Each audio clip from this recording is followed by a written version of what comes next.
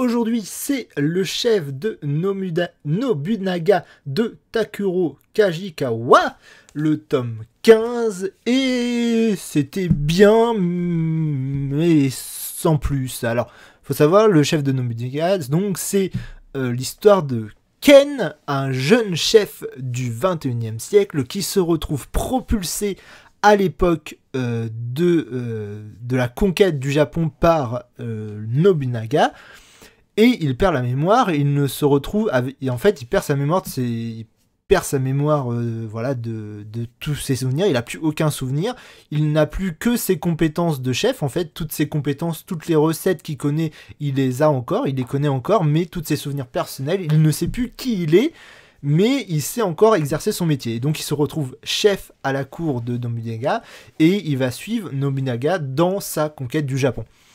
Et donc là, ce tome 15, c'est la bataille entre les Tagugawa et les Tageda. Putain, c'est dur à dire, c'est horrible. Et forcément, dans le chef de Nobunaga, les batailles, c'est pas ce qu'il y a de plus intéressant, honnêtement. Puisque le livre se veut assez réaliste. Donc, dans les batailles, c'est armure de l'époque, armes de l'époque, capacité de l'époque, capacité physique de l'époque. Donc, il n'y a rien de spectaculaire dans les batailles de l'époque. C'est vraiment des batailles historiques dans le chef de Nobunaga. Donc, les scènes de bataille sont intéressantes d'un point de vue historique, mais d'un point de vue, on va dire, voilà, de l'image, pas de l'image,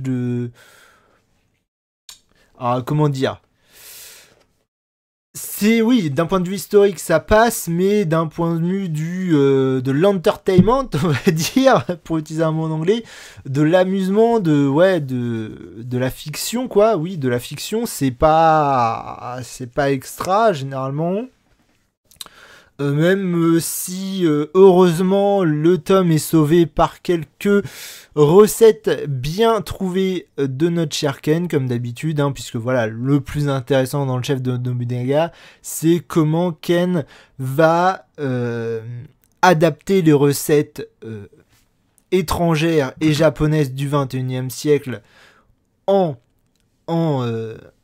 ce qu'ils appellent l'époque Sengoku. Et là, on a encore quelques exemples assez cool. Je veux dire, il fait un magnifique un magnifique dessert à base de farine de je sais plus quoi. Enfin, ça a l'air magnifique. Je veux dire, honnêtement, ce que j'adore dans ce bouquin, c'est évidemment que c'est beau. C'est beau. Alors, c'est ce dessert-là. Voilà, en fleur de lotus, qui a l'air appétissant rien qu'en dessin. Et il fait aussi, vers la fin du tome, des tacos. Alors, des tacos au Japon, à l'époque de Sengoku, vous vous étonnez que c'est pas tout ça qu'on voit tous les jours. C'est pas ça qu'on voit tous les jours. Donc voilà, il y a encore quelques belles recettes. Et bien sûr, le chef Nobunaga, c'est aussi comment dire, c'est un vibrant hommage de la cuisine en tant qu'art. Je veux dire, l'art, c'est vraiment une manière de transmettre une vision du monde, une vision des sentiments.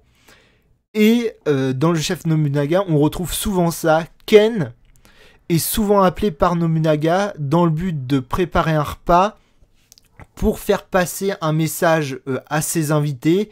Et ce que Ken réussit toujours à la perfection avec des plats aussi succulents, bref.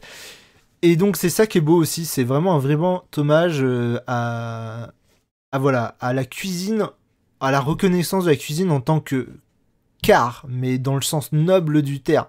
C'est-à-dire, je sais pas, le 7e art c'est la télévision, le 8e art... le 7e art c'est le cinéma, le 8e art c'est la télévision, le 9e c'est la bande dessinée, le 10e ça pourrait être la cuisine largement, et c'est ce que le chef de Nobunaga veut nous transmettent en partie, puisqu'il y a aussi toute une partie historique très bien documentée sur les événements qui se sont passés à les périodes Sengoku, donc c'est toujours très intéressant quand même de savoir ça, parce que cette époque-là, ce n'est pas que des batailles, c'est aussi beaucoup de stratégie, de complot, de comment essayer de recruter une famille adverse pour qu'elle soit de notre côté et tout ça. Donc il y a beaucoup de mouvements diplomatiques, ce qui rend le truc vachement intéressant à suivre. Et puis Ken est un personnage fort sympathique, avec une personnalité très agréable qu'on a toujours plaisir à suivre. Et aussi, bah voilà, les plats sont beaux, le manga est magnifique de bout en bout constamment, donc voilà. Vivement le tome 16 qui va changer beaucoup de choses, puisqu'on arrive à la période où, à la fin du tome, Nobunaga nous apprend qu'il quitte la tête de la famille Oda. Alors, on a l'impression que, ah bah ça y est, il s'arrête en tant que conquérant. Non, c'est justement pour reprendre sa conquête, dans de meilleures conditions.